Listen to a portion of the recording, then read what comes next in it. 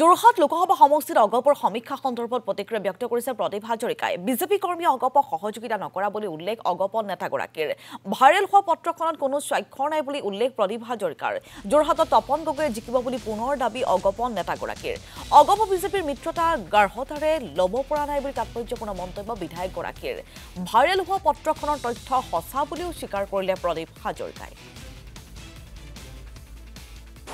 মানে ভোটিংটো কেনেকুৱা ধৰণে হৈছে আমাৰ কৰ্মীবিলাকৰ পৰা আমি তেওঁলোকৰ পৰা এটা প্ৰতিবেদন আমি বিচাৰিছিলোঁ যে আপোনালোকৰ নিজৰ নিজৰ অঞ্চলটোত কেনেকুৱা ধৰণৰ বা বথত কেনেকুৱা ধৰণৰ হৈছে সেই কথাখিনি আমাক জনাব।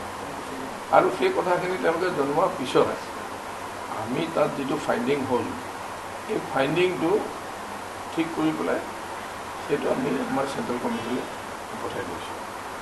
এতিয়া সেই কথাটো কেনেকৈ পেপাৰত আহিলে, কি ধৰণে আহিলে, কোনে ক'লে, সেইটোতো আৰু এটা জাষ্ট এটা মানে পৰ্যালোচনা মানে এটা এনালিচিছ এটা। কোনোবা মানুহে তেনেকুৱা ধৰণৰ আমাৰ তাত কোনো সিদ্ধান্ত হোৱা নাই। কোনোবাই যদি কৰ্মীয়ে দুই এজন কৰ্মীয়ে আলোচনা কৰোঁতে কেতিয়াবা আমাৰ ঘৰুৱা মানুহ ঘৰৰ নিজৰ পৰিয়াল থাকোঁতেও দুই এজনৰ মাজত কিবা কিবি হ'ব পাৰে, তেনেকুৱা দুই এটা কথা তেনেকৈহে কথা ওলাইছে। কিন্তু ভৱেন ভৰালী তাত চহীটো আছে, মোৰতো তাত চহীটো নায়েই। এতিয়া ভৱেনে হয়তো তাত চহী কৰি পেলাই আমাৰ পাৰ্টি অফিচলৈ পঠাইছে, সেইটো তাৰ পৰা হয়তো কেনেবাকৈ গৈছে। এতিয়া তপন গগৈ আমাৰ তাৰ পৰা মানে যিটো আমাৰ ৰিডিং হৈছে সেই ৰিডিংটো তপন গগৈ ওলাই মানে ক'ৰবাত অলপমান কিবা ইফাল সিফাল হৈছে। এইবিলাক আমগুৰি বা শিৱসাগৰতে হয়তো নহয়, অইন ক'ৰবাতো হ'ব পাৰে। ফ্ৰেণ্ডশ্বিপটো কি আছে, ফ্ৰেণ্ডশ্বিপটো আচলতে ইমান